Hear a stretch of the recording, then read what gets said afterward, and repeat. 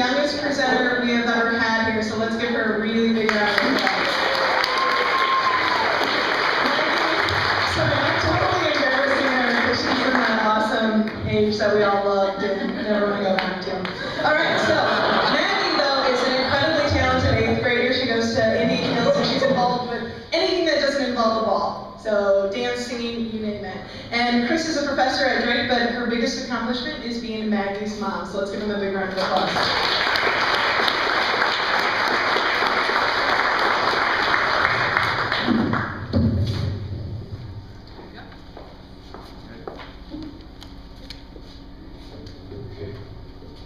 Hi, welcome to Teenagers 101. I'm Maggie.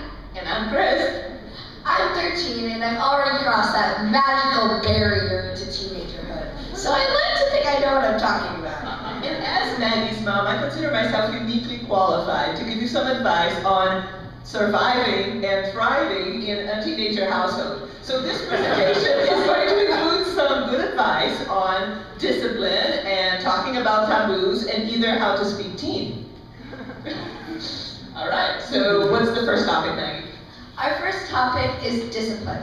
Now, most of you probably use the grounding policy used by parents all over the world for many years. Our first best practice: stop doing that. It really doesn't do anything. If you want to punish your teen, we have a few better suggestions.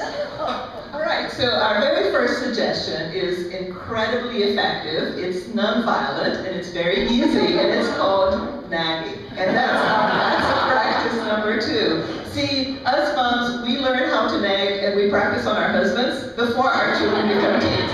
So we're really, really good at it.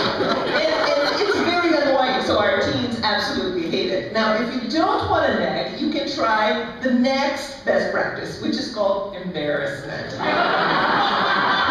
Very, very diabolical. So imagine that you get home and your teen's room is a mess, which never happens at our place, but maybe it happens in yours, right? So you could nag and you could punish, but what you could also do is invite all your teenagers' friends, including the special friend, to see the room in all its glory. That is a real picture. Now, what do you think, Maggie? Would that bother you? Okay, now me personally, all my friends know I'm a slob, but for most people, they like to have their special someone think they're perfect in every way. So they would be extremely embarrassed to see their room like a pigsty. And they will never, ever not do it again. Okay, so our next topic has to do with taboos. So most parents don't want to talk about taboo topics, right? Well, eventually it's going to slip out, Mom, or they're going to hear it from their friends. Well, like, what example are you talking about? Bad words, for instance? We never use those. Have you heard Dad on one of his rants lately? Okay, I think we're getting into dangerous territory. We might want to change our minds and move on. See, my dad likes to fix computers and the TiVo and anything electronic, and when he can't fix it, he goes into this lovely rant that usually begins with very dirty words. We never use bad words, I repeat. Sure, Mom, whatever you say. Okay, so here's our best practice number, whatever. What number is that? Okay, that's 4. Just talk about it. It's not a storybook, it's a family, it's okay. I'm not sure about the bad words, but it's okay about everything else. So our next topic is friendships. Friendships and romance, yeah. So, don't try and screen your kids' friends. Some kids need it. Well, most of us have an inborn sense of danger. Okay, so what should we do then? Well, if you do think that a friend is really inappropriate, talk to your teen. Tell them about your worries. You may be just overreacting, and there could be really nothing wrong. Never overreact. The same thing goes for romance. Kids can be able to decide who they go out with. But also, it doesn't really matter what age they start to go out with people. It really is never inappropriate. What do you mean it's never inappropriate? Look, as in, I'm not saying it's okay for a 7th grader to make out with. Oh, what's make out? Kiss, Mom. Okay, let's move on and talk about something else. Wait, let me explain. Most kids just want to hold hands, pass notes, and generally be known as an item. What's an item? An item means that they can't pass notes or hold hands with anybody else. Okay, so moving on from the item stuff and the dangerous things, let's talk about Facebook and things like that.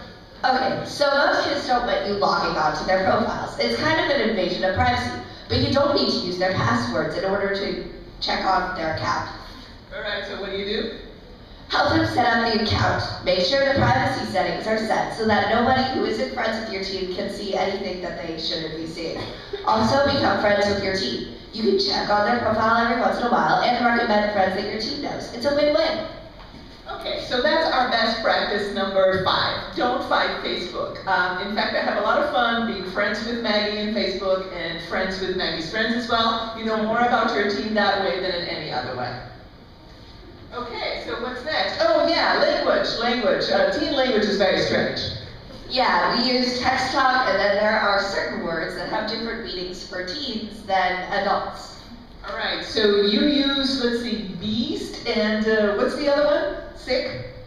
Yeah, so they both mean awesome, but beast is mostly used for people, while sick is mostly used for objects. So, my guitar is sick, and my boyfriend is a beast? Take out the A and you'll be good to go. And what does it mean when you use fine? Because you seem to use fine all the time. So for instance, how was school today? It was fine. What does that fine mean? Fine. When does fine mean something else? You have to listen to the tone of voice. When a teen grumbles fine or says it in kind of like a dark tone with a scowl on their face, it means they had a bad day or are annoyed with you. So before, when I asked you if you were fine, was that fine? Yes, Mom, fine. Okay, so our best practice number 6 is learn how to speak teen. So these are all our best practices, right, Maggie? So here we go. Best practice number 1, don't ground. Nag away. Embarrassment. Learn how to speak about taboos. Don't write Facebook. Learn how to speak teen. And our last lesson to parents and teenagers everywhere. Just smile and wave, boys. Smile and wave.